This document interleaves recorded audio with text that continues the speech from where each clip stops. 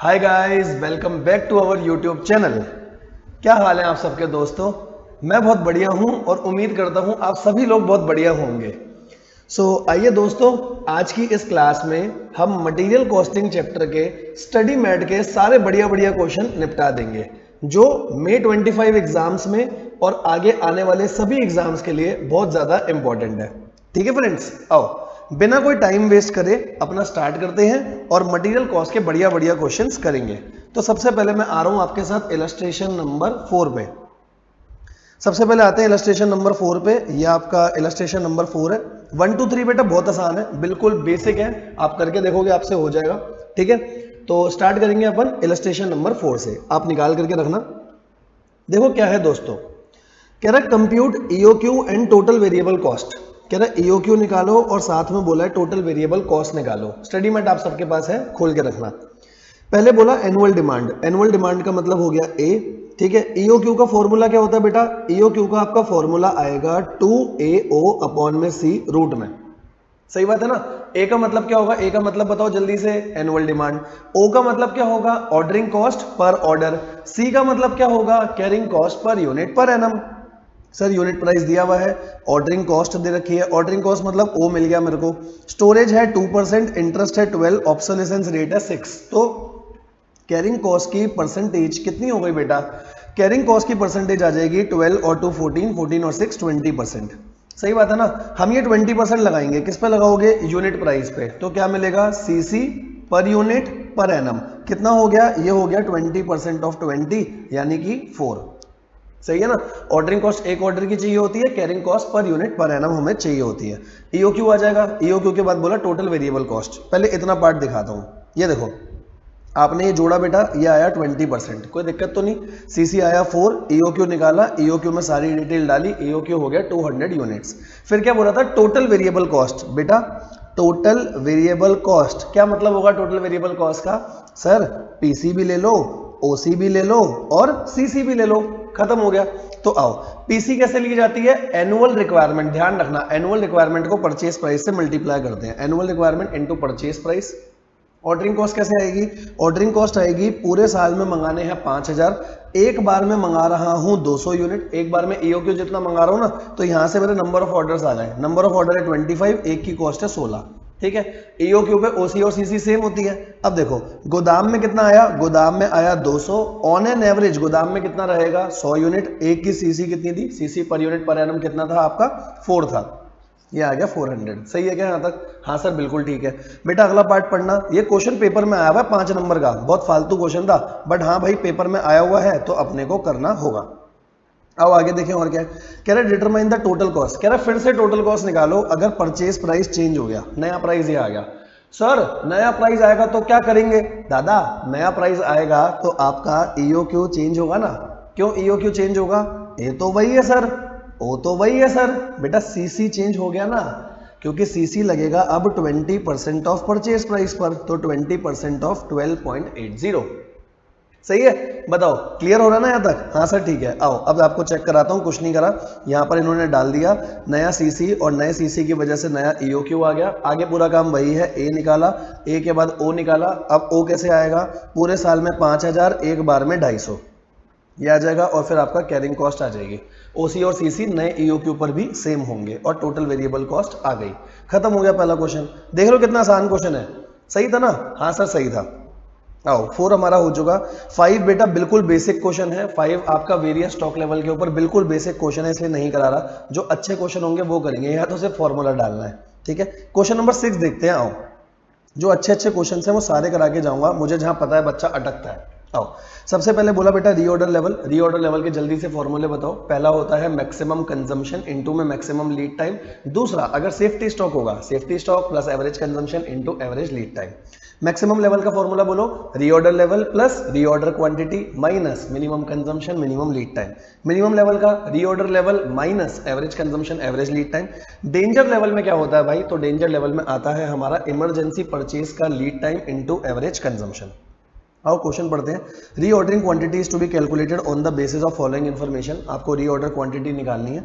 Reorder quantity के लिए आपको ओ दे रखा है, cost of placing, number of unit to be purchase, पूरे साल में ए दे दिया, परचेज प्राइस है 50, एनुअल कॉस्ट ऑफ स्टोरेज है 5, तो मेरे को ए आ गया, ओ आ गया, सी, सीधा ए ओ सी है तो 2AO अपॉन सी रूट में रखूंगा, EOQ आ जाएगा।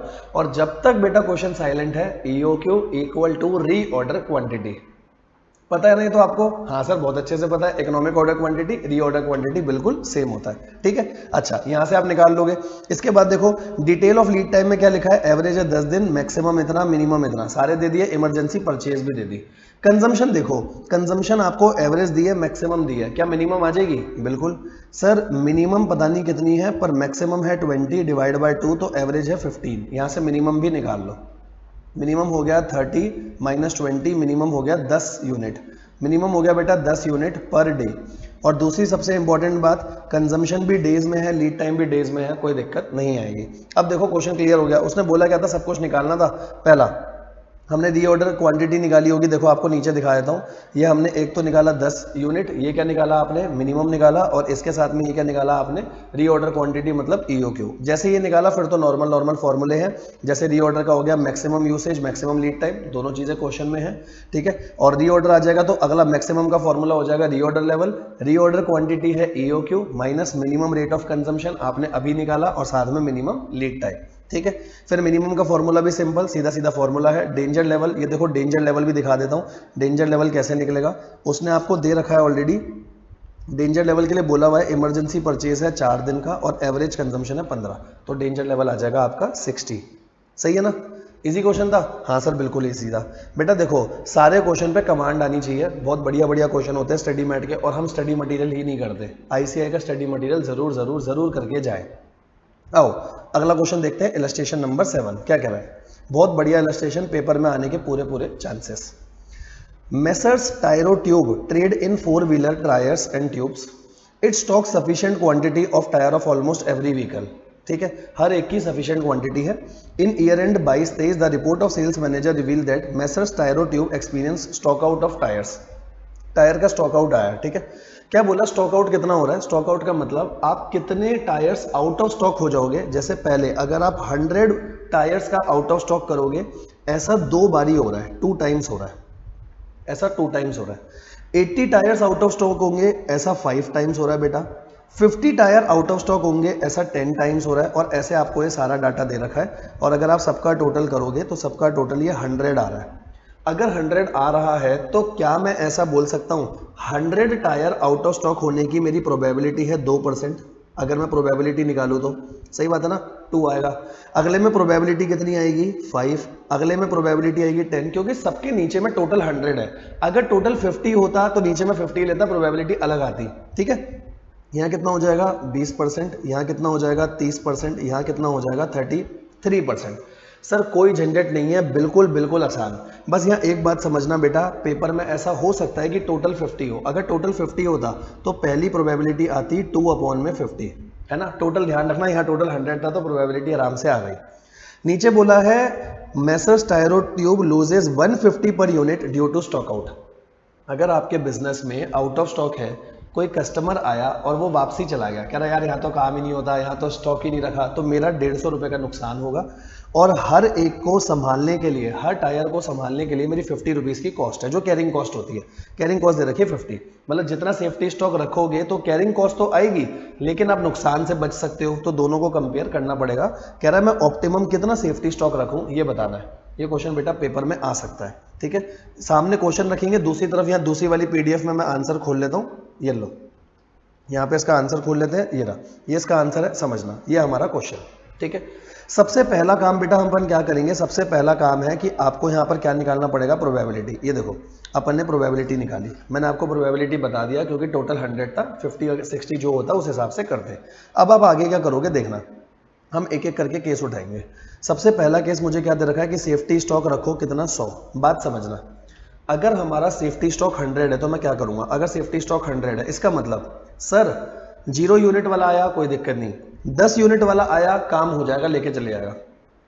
ठीक है, 10 वाला नहीं आया, सुनो 10 वाला नहीं आया, 20 वाला आया फिर भी काम हो जाएगा, 20 वाला भी नहीं आया सर, 50 वाला आया कस्टमर की 50 यूनिट दे दो भाई, काम हो जाएगा क्योंकि 100 रखे। 80 यूनिट वाला आया भाई, सारा काम हो जाएगा। 100 वाला आया तो भी काम हो जाएगा। मतलब मैं कभी भी ऐसी सिचुएशन नहीं आएगी कि मैं आउट ऑफ स्टॉक हूं अगर मैं 100 का सेफ्टी स्टॉक रखता हूं तो देखो बेटा, अगर मैंने 100 का सेफ्टी स्टॉक रखा तो स्टॉक आउट कुछ नहीं आएगा, स्टॉक आउट कुछ नहीं आएगा, स्टॉक आउट में कुछ भी नहीं है। अगर ऐसा है तो ऐसे कितने प्रोबेबिलिटी कितनी है, देखो स्टॉक आउट जीरो की प्रोबेबिलिटी कितनी है, 33। समझ आया? क्योंकि अगर मैं 100 का सेफ्टी स्टॉक रख रहा हूं तो जीरो का स्टॉक आउट होगा, स्टॉक आउट नहीं होगा। और स्टॉक आउट की प्रोबेबिलिटी देखनी है, जीरो का स्टॉक आउट मतलब प्रोबेबिलिटी है 33%, आपने यहां लगा दिया 33%। ठीक है, यहां तक सही है बेटा। अगर मैं कभी स्टॉक आउट हुआ ही नहीं तो मेरा कोई नुकसान ही नहीं होगा, नुकसान नहीं होगा तो प्रोबेबिलिटी से एडजस्ट ही नहीं करूंगा। लेकिन सर नुकसान तो नहीं होगा, संभालने का खर्चा तो आएगा ना। 100 यूनिट मैं अपने गोदाम में संभाल रहा हूं, एक यूनिट को संभालने का खर्चा था 5000, तो मेरा टोटल जो आया वो कितना आया, 5000 आया, 5000 का मेरा खर्चा आया। ठीक है सर पहला थोड़ा थोड़ा समझ आया। अगला देखो, अगला क्या है, अगले से आपको क्लियर हो जाएगा।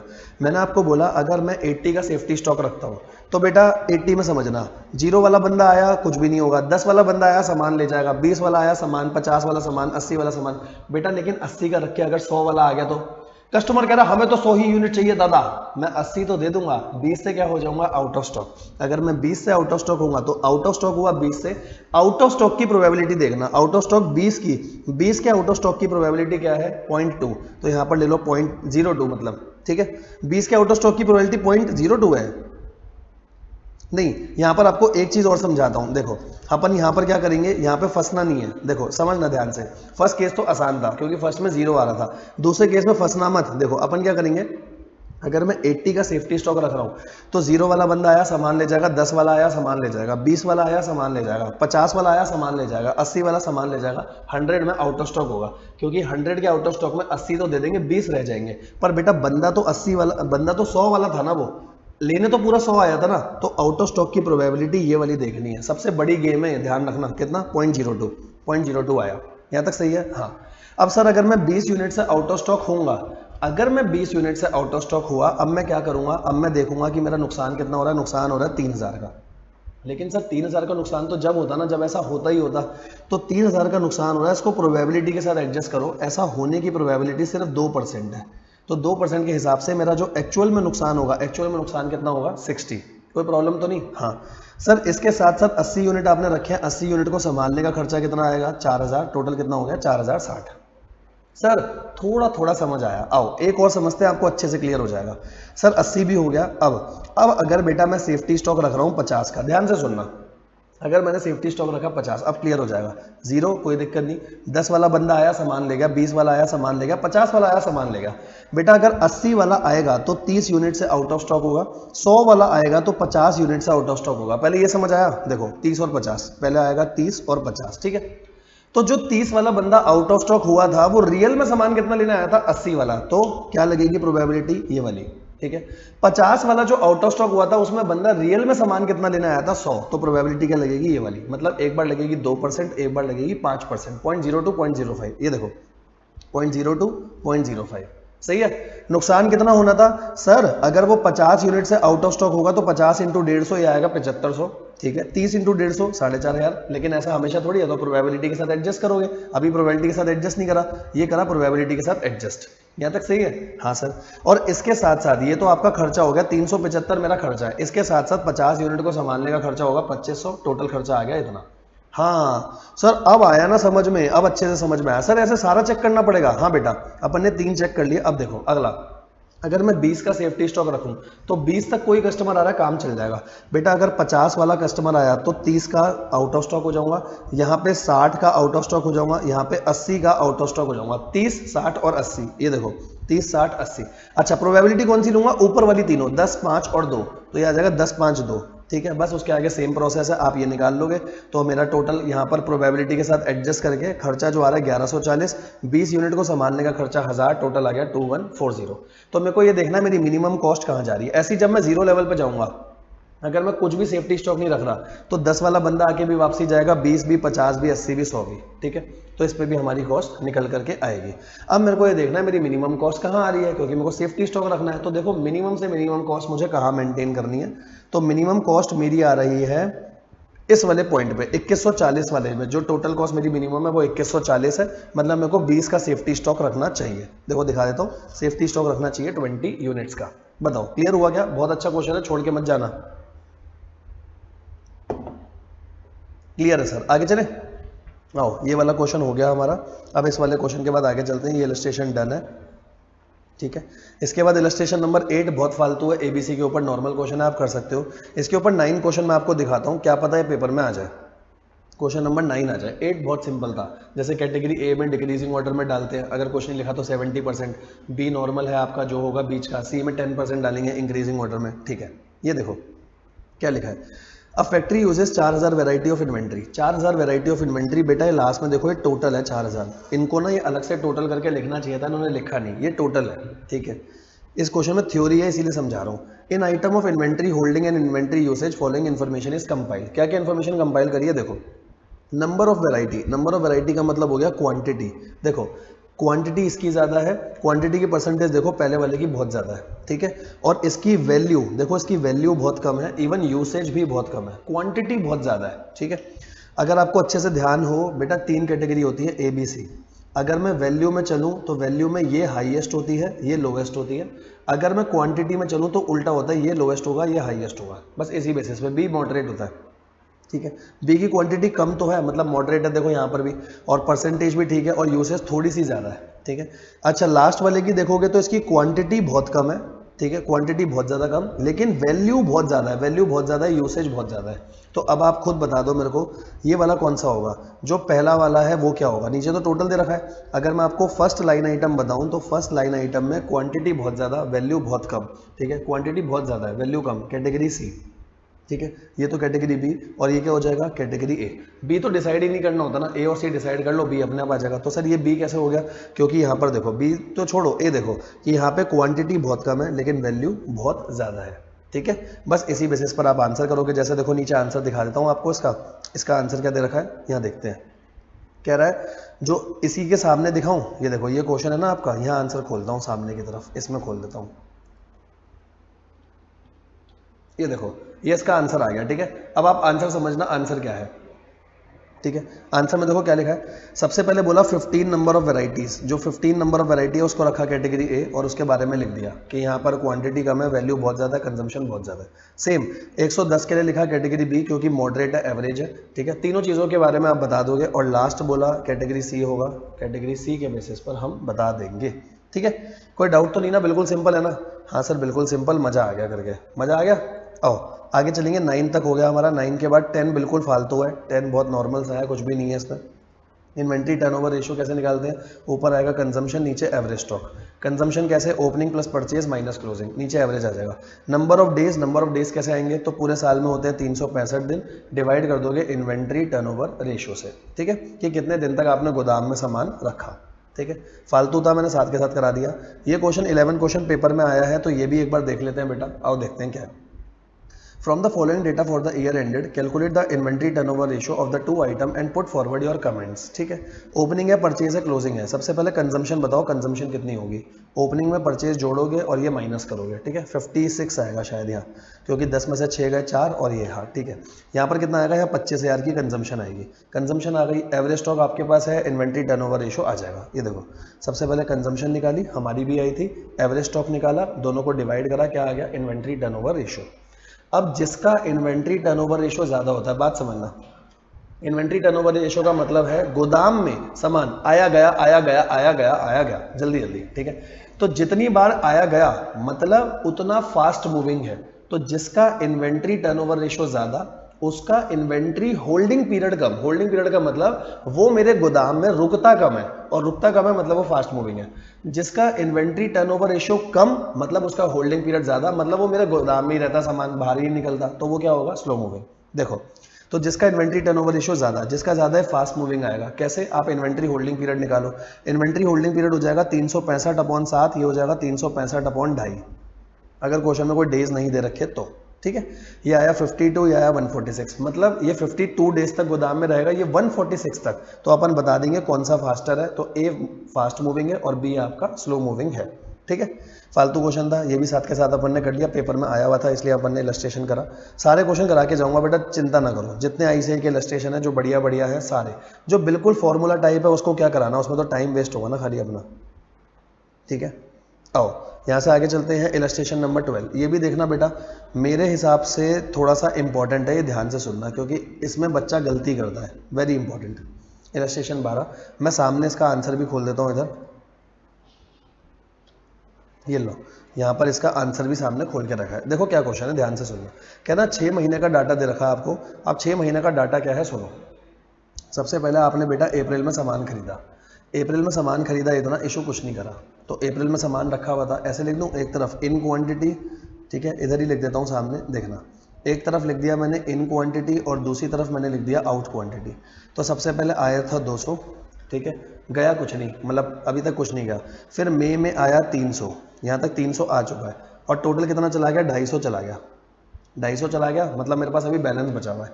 मैं नीचे बैलेंस लिख दूं, तो 200 और 300 थे 500, 500 में से 250 चले गए, 500 में से 250 चले गए, अभी 250 का बैलेंस बचा हुआ है। ये क्या बचा हुआ है, बैलेंस, ठीक है।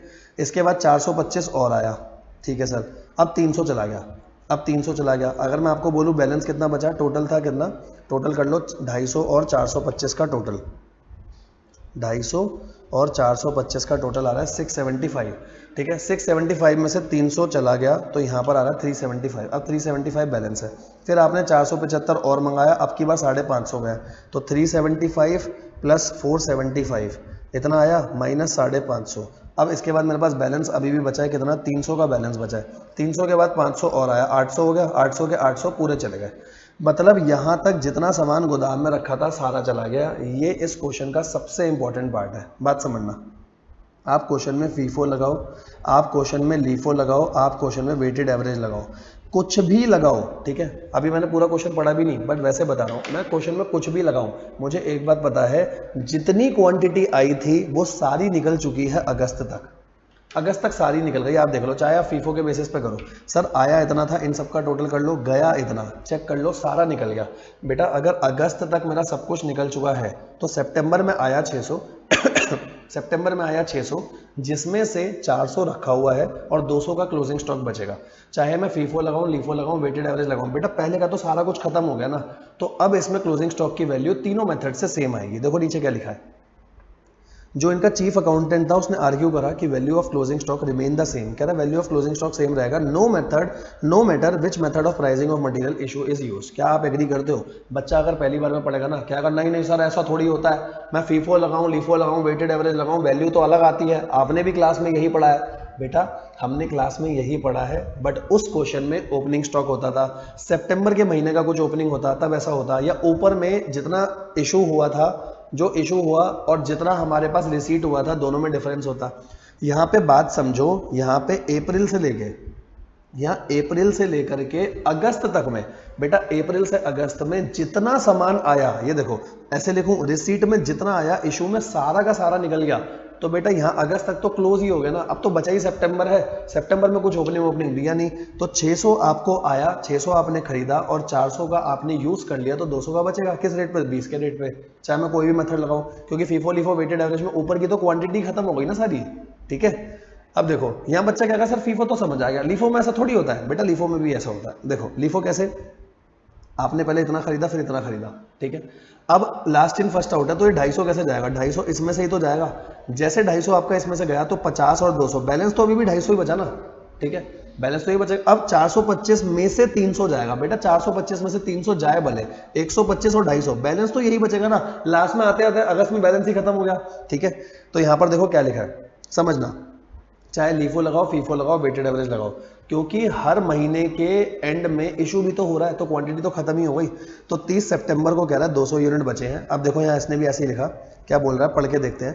कह रहा है up to the end of August total purchase जो है वो टोटल इशू के साथ कोइंसाइड कर रही है, ठीक है, कोई क्लोजिंग स्टॉक नहीं है, तो यहाँ तक तो कुछ बचा ही नहीं। अब इसके साथ साथ सितंबर में 600 यूनिट आपको रिसीट हुए हैं, 400 इशू हुए हैं, तो इससे हमारे को पता चल गया कि 200 का क्लोजिंग स्टॉक बचेगा, क्योंकि एक ही परचेज है खाली। अब लीफो लगा लो, फीफो, वेटेड एवरेज कुछ भी लगा लो, चाहे तो आप पूरा क्वेश्चन करके देख लो, लो, आपको पता चल जाएगा अगर आपको ऐसा लग रहा है, क्योंकि यहाँ पे उसने बोला है, कह रहा है डिटेल स्टोर लेजर नहीं चाहिए, इसलिए मैं बना नहीं रहा हूँ खाली।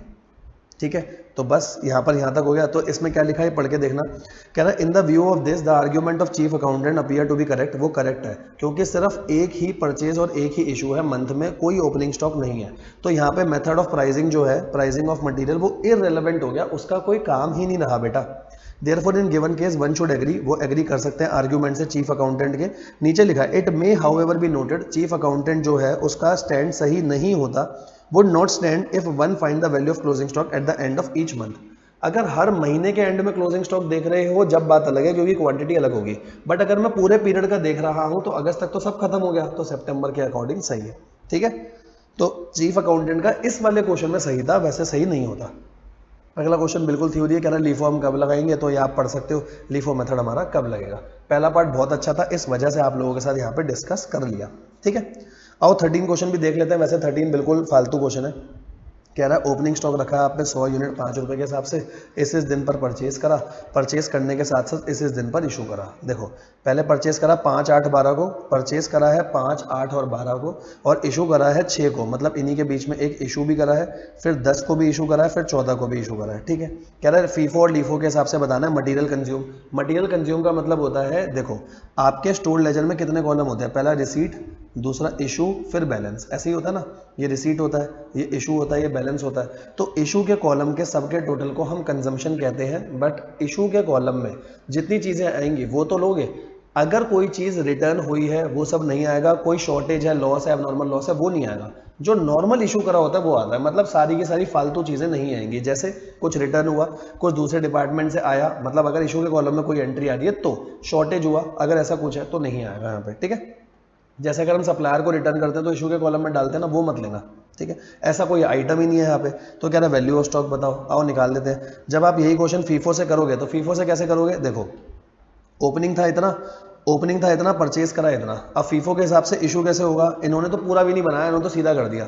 ठीक है, तो आप भी ऐसे बना सकते हो। ठीक है, इशू कितना हुआ, इशू हुआ 250, 250 कैसे होगा, 100 यहाँ से जाएगा और बाकी का 150 यहाँ से जाएगा। ठीक है, फिर इसके बाद क्या हो गया, इसके बाद आपने और परचेज कर लिया इतना। अब अगर मैंने और परचेज करा है तो परचेज करने के बाद अगली एंट्री में 400 मेरे को इशू करना है। अब 400 कैसे इशू करूंगा, 400 इशू करूंगा, इस 300 में से 150 हुआ था तो बाकी का 150 यहाँ आ जाएगा और यहाँ से यहाँ आ जाएगा। अगर आपको ऐसे नहीं समझ आ रहा आप पूरा बना लेना बस, और ये आपके क्या हो जाएंगे, ये आपका आ जाएगा कंजम्पशन, ये कंजम्पशन आ जाएगा, लास्ट में क्या आ जाएगा, क्लोजिंग स्टॉक। अगर आपको वैसे वाला फॉर्मेट आता है, रिसीट, इशू और बैलेंस, तो आप वैसे कर लो, कोई प्रॉब्लम नहीं है। इन्होंने थोड़ा जल्दी करने की कोशिश करी है बस।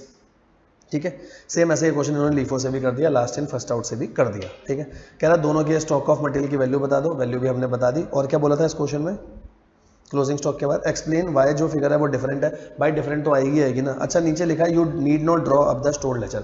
बेटा अगर लिखा है स्टोर लेजर नहीं बनाने तो आपको सीधा ऐसे ही स्टेटमेंट में करना पड़ेगा, स्टोर लेजर नहीं बनाने होंगे। हाँ, क्वेश्चन बोल देगा स्टोर लेजर बनाने हैं, बिल्कुल बना करके दिखाओ। क्वेश्चन में कुछ नहीं लिखा, बना दो, कोई प्रॉब्लम नहीं। तो बेटा वैल्यू तो अलग अलग आएगी क्योंकि अप्रोच अलग है, लीफो और फीफो अलग अलग चीज होती है। ठीक है, एक में हम मानते हैं फर्स्ट इन फर्स्ट आउट, एक में मानते हैं लास्ट इन फर्स्ट आउट। ठीक है, फीफो का मतलब जो पहले आया वो पहले जाएगा, लास्ट इन फर्स्ट आउट जो लेटेस्ट है उसको पहले इशू करेंगे, बाकी बाद वाला बाद में। ठीक है, तो फालतू क्वेश्चन था, पढ़ के देख सकते हो आप, आगे का कोई और प्रॉब्लम इसमें नहीं है।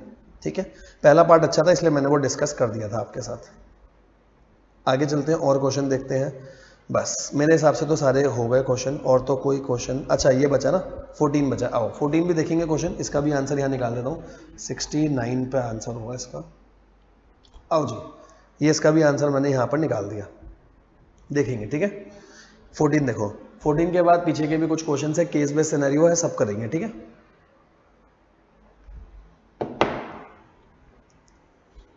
आओ जी, क्या बोला है पढ़ते हैं। Embryo India limited is recently incorporated startup company back in year 2019। It is engage in creating embedded product and internet of things solution for industrial market. फालतू की इतनी सारी कथा लिख के दे दी। It is focused on innovation, design, research and development. One of its embedded product, carry forward a carry board for industrial use. It is a small, flexible and embedded computer design. In the beginning of the month, ये line important है कि beginning of the month में company enter into a job agreement of providing 4800 log max to NIT. ठीक है, मान ली following detail with respect to issue, issue, return और receipt सबका डाटा आपको दे रखा है। तो ऊपर का बस ये बोला है एक एग्रीमेंट में आ रहे हैं, ठीक है। Beginning of the month inventory नहीं है, ओपनिंग स्टॉक नहीं है, एक एग्रीमेंट हो रहा है, ठीक है। ओपनिंग स्टॉक तो नीचे दिया है। अब देखो इतना सारा घुमा फिरा के दे रहा, कुछ है थोड़ी, एंट्री करते चलेंगे, ठीक है। और एक बार देख लेते हैं मेथड कौन सा बोला है, मेथड में कुछ लिखा है क्या इसने, ठीक है। नीचे लिखा है वेटेड एवरेज, देखो यहाँ पढ़ो क्या है, देखो। On 25th September 2022, the stock manager of the company expressed his need to leave for his hometown to certain contingency and immediately left the job. ठीक है, उसने फिर फोन भी स्विच ऑफ कर दिया। एज द कंपनी, क्वेश्चन ना बेटा फालतू में बड़ा बना रहा है, बात समझना। आप आईसीआई की मेथोडोलॉजी से समझो। आईसीआई का फॉन्ट वैसे भी बड़ा होता है पेपर में, वो जानबूझ के क्वेश्चन को, आधे पेज के क्वेश्चन को 1-1.5 पेज तक ले जाता है ताकि आपके ऊपर खाली प्रेशर क्रिएट हो। आधी इंफॉर्मेशन तो फालतू होती है उसमें, तो तसल्ली से पढ़ो, कोई दिक्कत नहीं आएगी, ठीक है। As the company has the tendency of stock taking every end of the month to check and report for the loss due to rusting, the new stock manager उसने 30 सितंबर, चलो अच्छी बात है, लास्ट डेट पे देखा, क्या देखा कि 900 यूनिट है माइक्रो कंट्रोलर के, वो मिसिंग है, which was apparently miss appropriated, miss appropriate कर दिए, मतलब गलती हो गई है, तो ये क्या हो गया, एबनॉर्मल लॉस, ठीक है। हमारी अपनी गलती है, एबनॉर्मल लॉस है, हमारा कोई एम्प्लॉय लेकर के भाग गया। ही फर्दर रिपोर्टेड दैट 300 यूनिट का और लॉस हुआ है ड्यू टू रस्टिंग, रस्ट लग गई यार, जंग लग गई, जंग लग गई, तो ये कौन सा लॉस होगा, ये नॉर्मल लॉस होगा, ठीक है। दोनों का ट्रीटमेंट भी सीखेंगे, कह रहा वेटेड एवरेज मेथड से पूरा क्वेश्चन करना है। आओ अब क्वेश्चन पे यहाँ क्वेश्चन रखता हूँ, दूसरी वाली स्लाइड में आपके सामने आंसर है, करते चलना। वेटेड एवरेज लगाना भाई, पहला ओपनिंग है 6285 पे, कोई दिक्कत नहीं आएगी। रिसीट, इशू, बैलेंस, तो सबसे पहले ले लिया 6285 पे, कोई प्रॉब्लम तो नहीं है ना, नहीं सर, बिल्कुल ईजी है क्वेश्चन, घबराना मत। अगला इशू करे इतने, आगे क्या लिखा है, मटेरियल रिक्विजिशन। मटेरियल रिक्विजिशन का मतलब होता है मैं मटेरियल रिक्वेस्ट कर रहा हूँ, उसकी पर्ची, पर्ची पे लिखा हुआ है, जैसे मान लो ये मटेरियल रिक्विजिशन है, पर्ची है, मैंने दे दी, भाई इसको दे, उससे कोई मतलब नहीं है। 4875 इशू करा, तो वेटेड एवरेज में क्या होगा सर, 6000 में से 4875 जाएंगे, अभी तो इसी रेट पे जाएंगे, अमाउंट आ जाएगा, बाकी का बचा हुआ यहाँ आ जाएगा। अभी तक तो कोई वेटेड एवरेज लगा भी नहीं। आगे देखो इसके बाद 17500 रिसीव हुए 276 पे, ठीक है।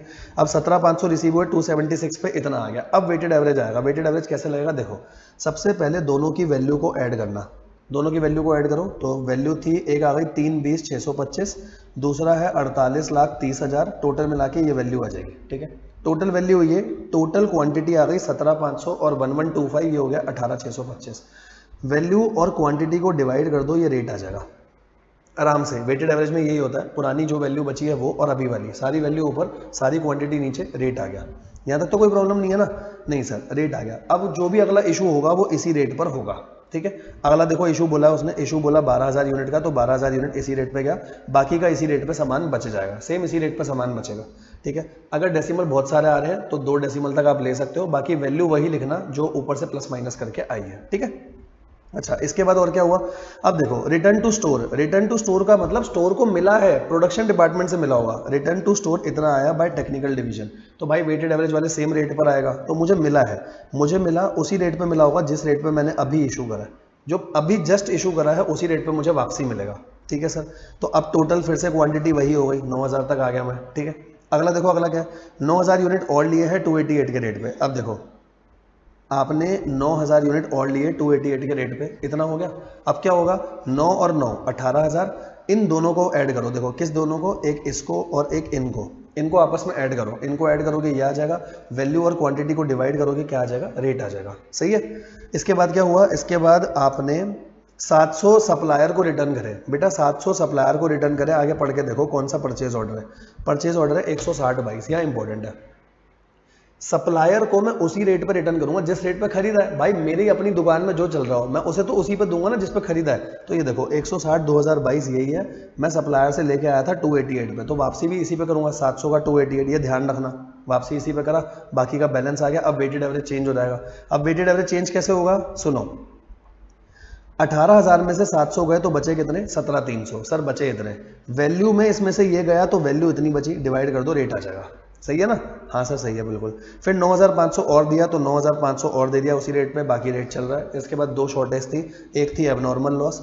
एबनॉर्मल लॉस जब भी होता है तो हम आगे रेट डालते हैं, एबनॉर्मल लॉस में रेट डलता है ताकि ये जो अमाउंट आया इस अमाउंट को हम बाद में कॉस्टिंग पीएनएल में लेके जाएं, ठीक है। क्योंकि एबनॉर्मल लॉस को यहाँ दिखाना बेकार है, एबनॉर्मल लॉस हमारी अपनी गलती की वजह से हुआ था 900 यूनिट, तो उसको लेके जाएंगे, ठीक है। फिर उसके बाद 300 यूनिट का नॉर्मल लॉस हुआ था। नॉर्मल लॉस की क्वांटिटी तो आती है, कॉस्ट कभी भी नहीं आती, क्यों, सर वैल्यूएशन ऑफ मटेरियल में हमने एक बहुत इंपॉर्टेंट बात पढ़ी है। क्या सर? वैल्यूएशन ऑफ मटेरियल में हमने पढ़ा है जब भी नॉर्मल लॉस का ट्रीटमेंट होता है तो हम ऐसे करते हैं, ऊपर ले लो जितनी कॉस्ट है, डिवाइड करते हैं जितनी क्वांटिटी थी माइनस नॉर्मल लॉस। सिर्फ नॉर्मल लॉस की क्वांटिटी माइनस करते हो ताकि उनका खर्चा बाकी गुड यूनिट्स एब्जॉर्ब कर ले, इसीलिए यहाँ पे कॉस्ट में कुछ भी नहीं आएगा। ठीक है, तो लास्ट में क्लोजिंग स्टॉक कैसे आएगा? लास्ट में क्लोजिंग स्टॉक आ जाएगा 6600, वैल्यू सेम रहेगी, रेट मेरा चेंज हो जाएगा। अब आप देख रहे हो नॉर्मल लॉस के आने की वजह से मेरी जो वैल्यू है वो इन्फ्लेट कर गई, मेरी वैल्यू इन्फ्लेट कर गई। कैसे वैल्यू इन्फ्लेट कर गई? रेट देखो, रेट इन्फ्लेट कर गया, वैल्यू नहीं, रेट इन्फ्लेट हो गया। पहले रेट था 282, अब रेट कितना हो गया? रेट हो गया 294। ऐसे ही होता ना, नॉर्मल लॉस की वजह से कॉस्ट बढ़ती है, वही सेम चीज है। देखो दिखा भी रखा है, इसको कॉस्टिंग पीरियड में लेकर के जाएंगे। ठीक है, तो ये भी मेरे हिसाब से थोड़ा सा बढ़िया क्वेश्चन था, ये भी हमारा हो गया कंप्लीट। ठीक है, इसके बाद सारे अच्छे अच्छे इलस्ट्रेशन हमारे खत्म हो गए, पीछे के क्वेश्चंस में आएंगे जल्दी। क्वेश्चन सारे करने हैं, जितने क्वेश्चन है जो अच्छे क्वेश्चन है। देखो जैसे पहला क्वेश्चन बिल्कुल फालतू है, कह रहा है कितना पैसा बचेगा ईओक्यू की वजह से, तो ईओक्यू की वजह से हम पैसा बचा देंगे। ठीक है, अभी वो इस पे ऑर्डर कर रहा है, मतलब 6 इंस्टॉलमेंट, मतलब हर एक की ऑर्डर क्वांटिटी 6000 है, आप ईओक्यू निकालोगे, कंपैरिजन कर लोगे, आसान क्वेश्चन। दूसरा क्वेश्चन है, दूसरे क्वेश्चन में 4% का डिस्काउंट मिल रहा है। अगर डिस्काउंट मिल रहा है तो परचेज कॉस्ट में डिस्काउंट का इफेक्ट आएगा, क्योंकि डिस्काउंट की वजह से परचेज कॉस्ट हो जाएगी 8000 और अभी है 400, तो 400 माइनस 4%, एक तो इसमें इफेक्ट आएगा। ओसी में इफेक्ट नहीं आता, ओसी में 4000 कंपोनेंट के हिसाब से निकालोगे। सीसी में इफेक्ट आएगा, क्योंकि अभी सीसी है 20% ऑफ 400, मतलब अभी है 80, आगे कितना हो जाएगा? आगे हो जाएगा 20% ऑफ 400 माइनस 4%, डिस्काउंटेड प्राइस का होगा ना, क्योंकि सीसी जब भी परसेंटेज पे होती है तो डिस्काउंट के हिसाब से चेंज होगी।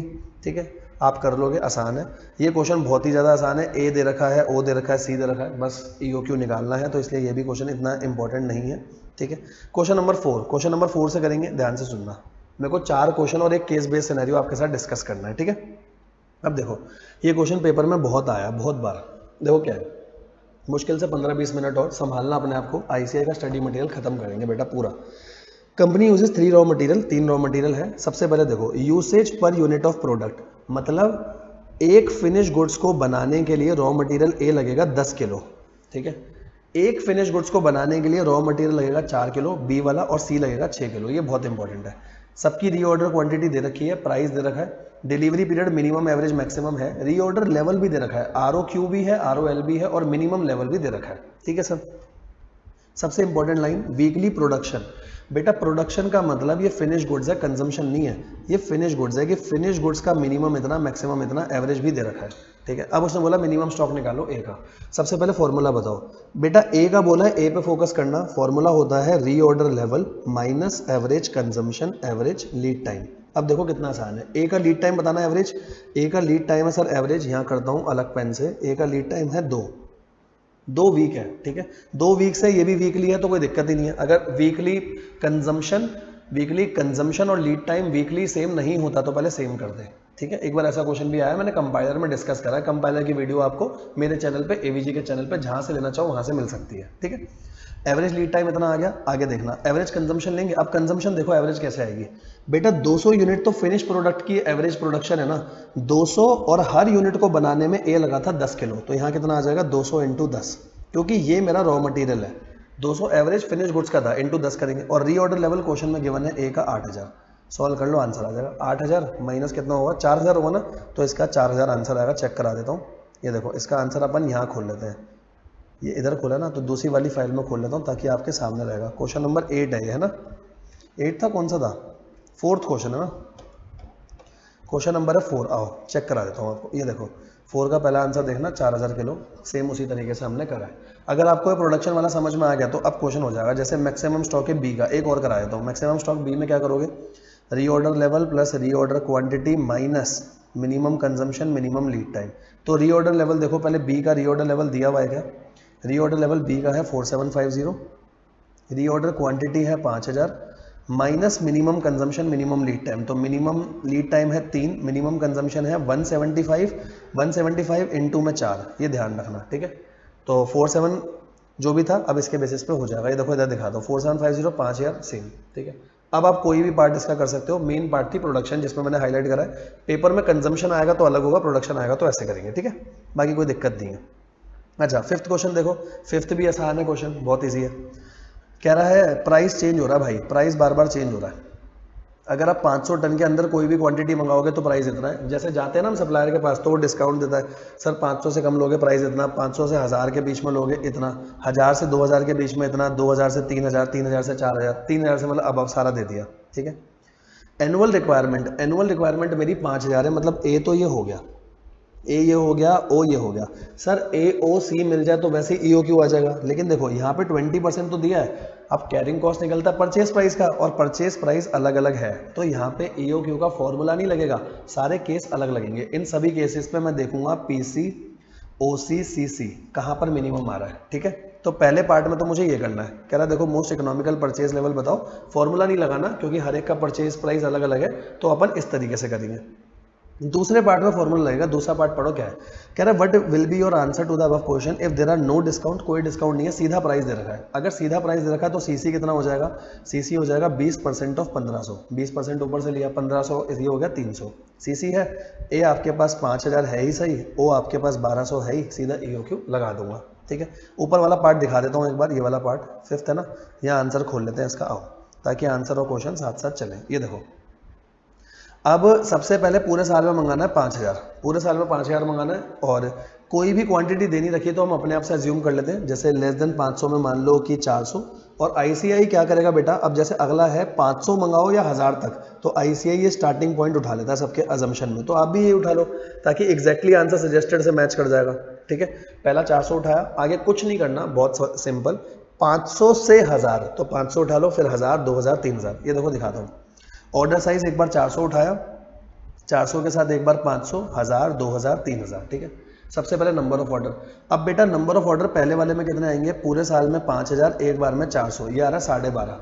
तो आईसीआई ने यहाँ पर अजम्पशन ले ली कि नंबर ऑफ ऑर्डर कभी भी पॉइंट में नहीं होंगे, राउंड ऑफ करने हैं। अगर आप वैसे पॉइंट में रखते हो तो पेपर में दिक्कत नहीं आएगी, क्योंकि पॉइंट में रखने से ईओक्यू लेवल पे सब कुछ सेम आता है। तो ये आपकी चॉइस है, आपको पॉइंट में रखना है पॉइंट में लो, आपको राउंड ऑफ करना है राउंड ऑफ करो। इन्होंने राउंड ऑफ करके करा है, कोई दिक्कत नहीं आएगी बेटा, प्लीज बार बार कह रहा हूँ, कोई दिक्कत नहीं आएगी। ठीक है, 13 ऑर्डर हो गए। अब इन्होंने पीसी निकाला, ओसी निकाला, सीसी निकाला, कोई दिक्कत नहीं है। जैसे सीसी में 400 आए थे तो ऑन एन एवरेज रहेंगे 200, सबका टोटल कर दिया। ऐसे हर केस में, यहाँ पर तो नंबर ऑफ ऑर्डर ठीक है, यहाँ 2.5 थे तो इन्होंने 3 ले लिए। आपको एक बात और बताया था, ध्यान से सुनना, अगर कहीं पर नंबर ऑफ ऑर्डर 2.16 भी आ रहे हैं, ऐसा नहीं 0.5 से ऊपर होंगे तभी अपन राउंड ऑफ करना है, अगर 2.16 भी है तो भी 3 ऑर्डर होंगे, ये ध्यान रखना। नंबर ऑफ ऑर्डर्स कभी भी लोअर राउंड ऑफ नहीं होते बेटा। 2.16 का मतलब तो यही है ना, 2 पूरे होगा, एक अलग से ही आएगा, अलग से आएगा तो वो तीसरा ऑर्डर है। अगर सर ये 2.05 होता तो भी 3 ऑर्डर होते, ध्यान रखना। सर 2.9 होता तो भी 3 ऑर्डर होते। हमेशा ऑलवेज अपर राउंड ऑफ करते हैं, लोअर राउंड ऑफ तो कभी भी नहीं करते। ठीक है, आपने पीसी ओसी सीसी सबका टोटल करा, अब सबका टोटल सबसे कम देख लो कहाँ आ रहा है, यहाँ आ रहा है 59,22,000 पे। तो अपन बोल देंगे 1000 क्वांटिटी सबसे बढ़िया है, ये देखो 1000 यूनिट सबसे बढ़िया है, मोस्ट इकोनॉमिकल परचेज लेवल आपका 1000 यूनिट हो गया, या उस रेंज में कुछ भी मंगा लो। ठीक है, जरूरी नहीं है आपने 1000 लिया, हो सकता है आप कुछ और ले लो, डिसीजन सेम रहेगा। जो ये रेंज है 1000 से लेकर के 2000, इस रेंज में आप कुछ भी मंगा लो सर, हमेशा आपकी कॉस्ट कम आएगी। ठीक है, अच्छा दूसरा पार्ट तो बहुत नॉर्मल था, सीधा ए ओ सी लगा करके आंसर देना था, 200 यूनिट आंसर आ जाना था। ठीक है, कोई डाउट है तो बताओ या क्लियर है? क्लियर एकदम? आपके कोई भी डाउट हो, कैसे भी डाउट हो, कमेंट सेक्शन में जरूर जरूर जरूर बताना बेटा। ठीक है, बताने ही है। और प्लीज़ कमेंट सेक्शन में बताना क्या आपको स्टडी मटेरियल के जो सारे क्वेश्चंस करा रहा हूँ पसंद आ रहा है। सारे क्वेश्चंस कर लेंगे, हमारा अभी थोड़े दिनों में एग्जाम आने ही वाला है, तो सारे के सारे कर लेंगे, स्टडी मैट पूरा अच्छे से हो जाएगा। ठीक है, आओ अगला क्वेश्चन देखेंगे। 6 बेकार क्वेश्चन है, बिल्कुल सीधा क्वेश्चन, ऐसा क्वेश्चन अभी ही हमने करा है। अब जैसे यहाँ पर परचेज प्राइस में लिख दिया है इंक्लूसिव ऑफ ट्रांसपोर्टेशन, तो सही है ना, ट्रांसपोर्टेशन कॉस्ट लगनी भी चाहिए। ठीक है, यहाँ तक तो कोई दिक्कत नहीं है। आओ यहाँ एक पॉइंट और दिखा दूँ आपको, क्वेश्चन नंबर कौन सा है, ये 6 है ना, क्वेश्चन नंबर 6। आओ इसके आंसर में दिखाता हूँ आपको, ये रहा 6 क्वेश्चन। ठीक है, ये देखो परचेज प्राइस है per unit inclusive of transportation cost, सीधा लेंगे, कुछ नहीं करना, बस यही दिखा रहा था। ठीक है, आओ जी, क्वेश्चन नंबर 7 भी फालतू है बिल्कुल, आप खुद से कर सकते हो, डिस्काउंट का क्वेश्चन है इसलिए मैं नहीं करा रहा। यहाँ पे कुछ अच्छा है क्या वो देख लेता हूँ। For every finish output 1 unit of component require, तो जितने फिनिश है उतने ही रॉ मटेरियल होंगे, फालतू क्वेश्चन है। ठीक है, 8 क्वेश्चन बहुत ही शानदार, 8 क्वेश्चन करेंगे, सबसे बढ़िया क्वेश्चन, बहुत बढ़िया क्वेश्चन है, देखना। डाटा दे रखा है बेटा, और डाटा में नीचे लिखा है फीफो मेथड लगाना है और शॉर्टेज वॉर्टेज सब बतानी है। आओ पूरा क्वेश्चन करेंगे, बहुत अच्छा क्वेश्चन है, देखना। ठीक है, यहाँ पर मैं इसका आंसर भी खोल के रखता हूँ, अच्छा क्वेश्चन है, देखो समझेंगे, ठीक है। इसको ऐसे कर देता हूँ ताकि आपको ध्यान में रहेगा, ठीक है। और जूम कर दें, दिखेगा ना पूरा, हाँ ये देखो, इन्होंने रिसीट और इशू में GRN नंबर भी बनाया है और रिक्वेजिशन नंबर भी बनाया है। ये अगर आप नहीं बनाओगे तो भी चलेगा, ठीक है। स्टार्टिंग से देखना, आपको समझ में आएगा। पहला ही अच्छा डाला, पहली एंट्री अच्छी डाली। कह रहा ओपनिंग बैलेंस है 25 यूनिट, वैल्यू 162.5। बेटा वैल्यू का मतलब ये टोटल वैल्यू है, रेट आपका निकलेगा। तो देखो 25 यूनिट लिए, वैल्यू यहाँ आ गई तो रेट आपका आ गया। रेट नहीं है क्योंकि हम स्टार्टिंग में पढ़ते हैं, हमें लगता है रेट है, रेट नहीं है, ठीक है। इसके बाद इशू करा इतना, ठीक है। मेथड कौन सा लगा था, मेथड हमने देखा था, हाँ फीफो है ना, हाँ ठीक है, फीफो है तो फर्स्ट इन फर्स्ट आउट। पहले 8 यूनिट इशू करे, सीधा 8, ये देखो 8 यूनिट इशू करे। मैम ये नहीं देख रहा, देखो मैं ये रिक्वेजिशन नंबर नहीं देख रहा और GRN नंबर नहीं देख रहा, आपके पास क्वेश्चन में गिवन है, लिखने हो लिख सकते हो, ठीक है। अच्छा 8 यूनिट लिए, बचे 17, इस रेट पे बचे, कोई दिक्कत नहीं है, बिल्कुल नॉर्मल है यहाँ तक। अच्छा आगे देखना, इसके बाद फिर रिसीट और हुआ, 50 यूनिट आए हैं 5.75 के रेट पे, 50 आए, टोटल कितने हो गए 8, 17 पहले के थे, 17 पहले से बैलेंस चल रहा है वो अलग आएगा और 50 अलग से, टोटल वैल्यू इतनी आ गई क्योंकि फीफो में फर्स्ट इन फर्स्ट आउट लगेगा। अब इसके बाद क्या करा, फिर इशू करे 12। अब 12 कैसे इशू करोगे, इसमें से 12 जाएंगे सर, जैसे ही इसमें से 12 गए, यहाँ 5 बचे और 50 बचे अलग अलग रेट पे, ऐसा ही होता है फीफो में, सही है ना। ये हटा देता हूँ, यहाँ तक तो सही है सर। अब आगे देखो, इसके बाद return to BN company. BN company का मतलब सप्लायर को रिटर्न करा। सप्लायर से लिया कितने में था, सप्लायर से लिया था 5.75 पे, तो वापसी कितने पे करूंगा, 10 से करूंगा, मेरे इशू के कॉलम में आएगा। अब देखो 10 यूनिट 5.75 पे हटा दी। अब सबसे इंपॉर्टेंट ध्यान से सुनना, जैसे ही आपने 10 यूनिट हटाई भाई, ऊपर तो 50 चलेगा, ये 10 इसमें से माइनस होगी। क्यों, आप देखो इससे पहले सामान आया था 50 BN कंपनी से, तो दादा BN कंपनी का सामान वापसी करा है ना, तो ये 5 तो मेरे पास पहले से चलता आ रहा था, इस 5 को नहीं हिलाना, ये देखो इस 5 को नहीं हिलाना, यहाँ 5 आएगा। मैं दूसरा लेकर आया था 50 यूनिट, तो 50 यूनिट मैंने वापसी करे, ठीक है। मैंने क्या करा, मैंने 50 यूनिट वापसी करे हैं, 50 में से 10 यूनिट वापसी करे हैं, तो 50 में से 10 क्वांटिटी की माइनस होगी, ये ध्यान रखना, ठीक है। किस रेट पर होगी, 5.75, इंपॉर्टेंट पॉइंट था, ठीक है। बाकी वैल्यू सेम आ रही है, उन्होंने 5 लिखा नहीं था, मैंने लिख दिया, ठीक है।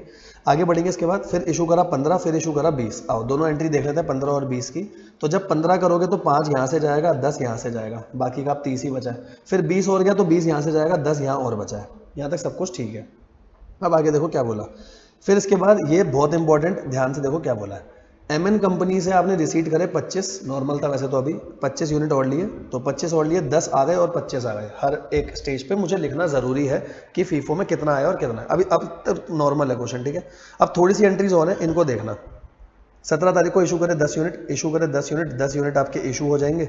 अगर आपके 10 यूनिट इशू हो गए हैं तो उसके बाद यहाँ पर देखो बचेंगे कितने, जैसे ही 10 यूनिट गए, ऊपर वाले 10 चले गए, इसके बाद 25 यूनिट मेरे बचे हुए, ठीक है। 25 यूनिट बचे हुए हैं। और इशू करने के बाद receive replacement of BN company. देखो अभी तक BN कंपनी में हुआ क्या था, बात समझना। BN कंपनी से पहले सामान खरीदा 5.75 के रेट पे, फिर थोड़ा सामान वापसी करा 5.75 के रेट पे, अब रिप्लेसमेंट आई। Replacement is considered as a fresh supply. 10 unit आए, रेट नहीं दे रखा, रेट यहाँ नया देता तो नया रेट लेता, सर नया रेट ही नहीं है तो 5.75 ही लूंगा ना, तो यहाँ पे ले लो आप 5.75। ये देखो कहाँ गया, ये लिया 5.75 के रेट पे। अब 25 का सामान रखा था, 10 और आ गया, ठीक है। नॉर्मल है, फ्रेश सप्लाई माना, नया रेट होता नया ले लेता, ठीक है। अब ये इंपॉर्टेंट है, देखो सबसे इंपॉर्टेंट एंट्री, इसको ध्यान से सुनना, बहुत इंपॉर्टेंट है, 3 स्टार लगा रहा हूँ, बहुत इंपॉर्टेंट, ठीक है। Return from department. डिपार्टमेंट का मतलब प्रोडक्शन डिपार्टमेंट से मेरे पास सामान आया है, प्रोडक्शन डिपार्टमेंट से मेरे पास सामान आया है, अब वो किसी भी कंपनी का हो मुझे मतलब नहीं है। एक बात बताओ सर, मेरी फैक्ट्री है या मेरा स्टोर है, मैं स्टोर से फैक्ट्री में कोई सामान भेज रहा हूँ, मैं आलू भेज रहा हूँ, तो आलू में क्या ऐसे लिखा होगा क्या, ये A सप्लायर के आलू हैं, ये B सप्लायर के आलू हैं, ये रामू के आलू हैं, ये शालू के आलू हैं, ऐसा थोड़ी ना लिखा होता कभी, ठीक है। मैंने तो प्रोडक्शन डिपार्टमेंट में दिया, उनको समझ नहीं आया, उन्होंने मुझे वापसी कर दिया, ठीक है। ये नहीं देखा जाता सप्लायर कौन सा, उन्होंने मुझे 5 यूनिट वापसी करे। तो डिपार्टमेंट से मेरे स्टोर में कोई चीज वापसी आती है तो उसी रेट पर आती है जिस रेट पे मैंने इशू करी होगी। तो देखो मेरे पास 5 यूनिट आए, कौन सा रेट लूंगा, इससे पहले वाला इशू, देखो इससे पहले वाला इशू ये है, ये किस रेट पे गया था वही रेट लेंगे, चाहे आप कोई भी मेथड लगा दो, लिफो फीफो वेटेड एवरेज। जब मेरे को रिटर्न आया उससे पहले वाला जो इशू होगा मैं उस रेट पे ले लूंगा, पहली बात तो ये। हाँ सर यहाँ तक समझ आया। अब देखो, अब मेरे गोदाम में क्या है, 25 यूनिट पहले से चल रहे थे, 10 पहले से चल रहे थे, सर कायदे से ये 5 तो नीचे आना चाहिए था, नहीं ये 5 सबसे पहले आएगा, ये ध्यान रखना। ऐसा क्यों हुआ, बात समझना, ऐसा क्यों हुआ। 25-10 ठीक है सर, 25-10 के बाद 5 लिखना चाहिए था ना, 5 आपने ऊपर क्यों लिख दिया, बात समझो। मेरे पास 2 स्टॉक है, मेरे पास 2 स्टॉक है, ये मैं दो में से दो में से ये मैं ऑलरेडी प्रोडक्शन डिपार्टमेंट को दे चुका हूँ, बोतल मैं ऑलरेडी दे चुका हूँ। अब बोतल से मेरे पास कोई सामान मैंने दे दिया है, अब ये मेरे को रखा है, ये अगला सामान है जो इशू होगा। अब ये मेरे को डिपार्टमेंट से वापसी मिल गया, डिपार्टमेंट से वापसी मिला तो इसको पहले खड़ा करूंगा ना, क्योंकि पहला सामान तो यही है, पहले तो इसी को निकलना है ना, तो इसको लाइन में पहले खड़ा करूंगा।